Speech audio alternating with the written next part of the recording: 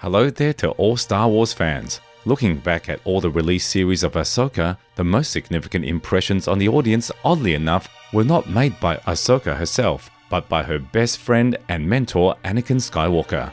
I believe you will agree that his appearance in the fourth and final stages of the fifth episode definitely are worth to be added to the list of the best moments in the history of Star Wars. And it seemed to me that this would be the end of it. He appeared, pleased the fans, gave Ahsoka the last instructions and disappeared. But no, as they say, for him it was just the beginning. According to the most trusted and reliable insiders from the equally trusted and reliable source, such as Bespin Bulletin Portal, report that Anakin will also visit us in the 7th and 8th episodes of Ahsoka, but no longer as a projection in the world between worlds. The 7th episode will show us a hologram with Anakin, a recording of his battle with droids, but it is not clear exactly what time period we are talking about. Perhaps Ahsoka will try to remember one of the moments of her past and turn on the recording from the Clone Wars, as she already did in the Rebels. But there is also a possibility that the recording with Anakin will be shown by Grand Admiral Thrawn himself, to whom the last 2 episodes will be dedicated. The point is, during the Clone Wars, the young Thrawn, who had not yet served the Empire, met Anakin in the unexplored regions of the galaxy, and together they prevented the Separatist plot and destroyed the mines where the extraction and enrichment of Cartosis, a mineral capable of absorbing the energy of a lightsaber, was taking place. Perhaps the Grand Admiral still had some record of their joint mission and he will decide to briefly recall the past. In addition, remember the 6th episode, where Thrawn asked Morgan to collect all available information about Ahsoka, including her master, who is Anakin. Probably at this moment, they will show us a hologram with Skywalker, and then Thrawn will recognize him. But I'm still leaning towards the Ahsoka option. The second and last appearance of Anakin in the series will take place in the final 8th episode, in which Skywalker will appear before us in the form of a Force ghost, just like in the 6th episode. This is what I've been waiting for all my life. But to him he will reveal himself? Is it really Ahsoka again? On the one hand, it is logical, a kind of last meeting of a teacher and a student, the completion of training, words of instruction and everything like that. But at the same time, they have already met in the world between worlds and their relationship has received quite a lot of screen time, so their second meeting, as for me, is an overkill.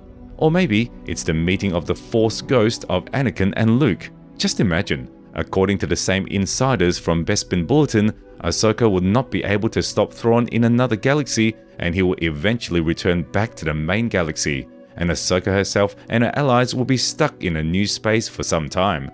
In this case, someone should warn the others that the Grand Admiral has returned and Anakin's ghost can do it. He will appear to Luke and ask his son to call everyone to battle with the heir to the Empire. This will be the season finale, but considering how such good opportunities for an amazing plot have been merging lately, I'm still betting on another interaction between Ahsoka and Anakin. One way or another, any of the options can be exciting with the right pitch, and besides, Hayden Christensen as Anakin always evokes only pleasant emotions. We are looking forward to his return. And by the way, since I mentioned Thrawn, I would like to finally point out to you one very interesting Easter egg.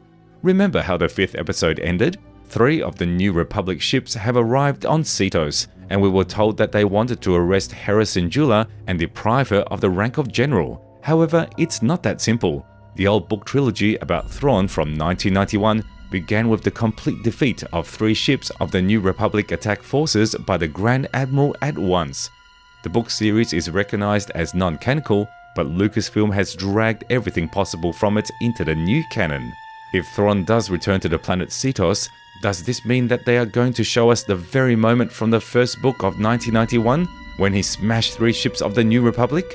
Dave Filoni himself is known for treating the old canon respectfully, and stated that he likes to transfer certain aspects of it to the new one. Therefore, after the completion of the first season, we may reasonably expect the film adaptation of the very trilogy about Thrawn, albeit not completely, but some moments of it will definitely be transferred. Therefore, if Anakin's ghost appears to Luke and the younger Skywalker becomes the sequel's main character again, it would be necessary to prescribe a good love arc for him, as Anakin had in the prequels. So maybe it's time for Mara Jade to come back from oblivion. Thus, if Anakin's ghost appears to Luke, we can get the evolution of the new Star Wars canon, but if he comes to Ahsoka, we will get a touching but still a one-time moment. But anyway, I know that we will still be glad to see Anakin and thank Lucasfilm for another opportunity to see him. And of course, there is a lot of joy in our hearts because of the return of Hayden Christensen, whose career has been revived after a 20-year series of failures. That's it for today. Please write down in the comments what you think about Anakin's new appearances and which one of the options that I suggested you prefer. Don't forget to subscribe to the channel, like and share the video with your friends. Thank you all for watching. May the Force be with you.